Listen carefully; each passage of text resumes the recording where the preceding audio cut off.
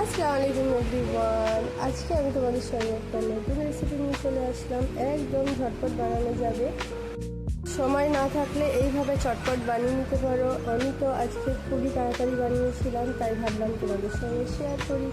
তো শেয়ার করার আগে যদি রেসিপিটা ভালো লাগে অবশ্যই কমেন্ট করে দিও, আর একটা লাইক করে দিও, আর চ্যানেলটাকে সাবস্ক্রাইব করে দিও, আর আমার রেসিপিগুলোকে শেয়ার করে দিও, যাতে আমি আরও নতুন নতুন রেসিপি তোমাদের সাথে শেয়ার করতে পারি। আর এই রেসিপিটা আমি খাসির মাংস দিয়ে বানিয়েছি, তোমরা চাইলে বিফ বা চিকেন দিয়েও বানাতে পারো।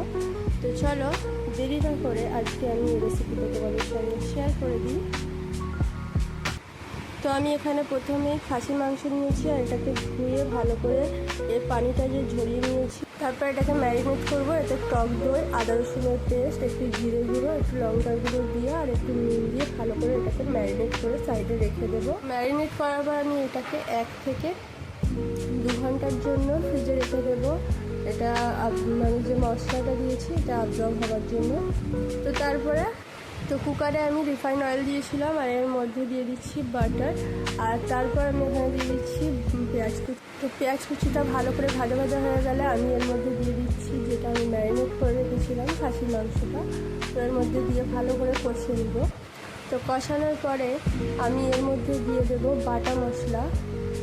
তো আমি এই পেস্টটা বানিয়েছিলাম কাজু, পোস্তদানা, মগজদানা, একটু নারকেল দিয়ে ভালো করে মিহি করে পিষে নিয়েছিলাম। তোমরা চাইলে নারকেলের দুধটাও দিতে পারো।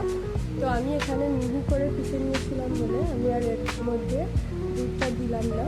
তো এর মধ্যে এগুলো দিয়ে ভালো করে কষিয়ে নিয়েছি। তো কষিয়ে নেওয়ার পর দেখো এর যে কালারটা আছে একদম চেঞ্জ হয়ে গেছে। তো আমি এর মধ্যে সামান্য একটু পানি দিয়ে এটাকে 2 থেকে 3টে সিটি মেরে নেব। তো আমি বেশি পানি দিচ্ছি না, কম করেই পানি দেবো, অল্প কিছু। তারপর এর মধ্যে আমি সিটি লাগিয়ে এটাকে আমি সিদ্ধ করে নেব। তারপর হয়ে এলে এর মধ্যে আমি দিয়ে দিচ্ছি জিরের গুঁড়ো, গরম মশলা দিয়ে ভালো করে নাড়িয়ে চাড়িয়ে তারপর এটাকে এর মধ্যে দিয়ে দেব মাখানা আর একটু শুকনো লঙ্কা। এগুলো দিয়ে আমি ভালো করে আবারও কষিয়ে নেব, আর ভালো করে যেটা হয় এটাকে কুক করে নেব।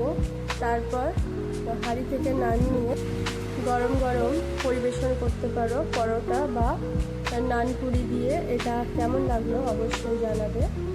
রুটি কিংবা পরোটার সঙ্গে এটাকে পরিবেশন করো।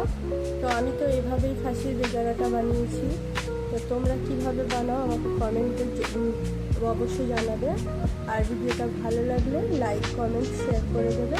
তো ফিরবো আবারও নতুন কোনো ভিডিওর সঙ্গে। ততক্ষণের জন্য ভালো থাকো, সুস্থ থাকো। আল্লাহ হাফিজ।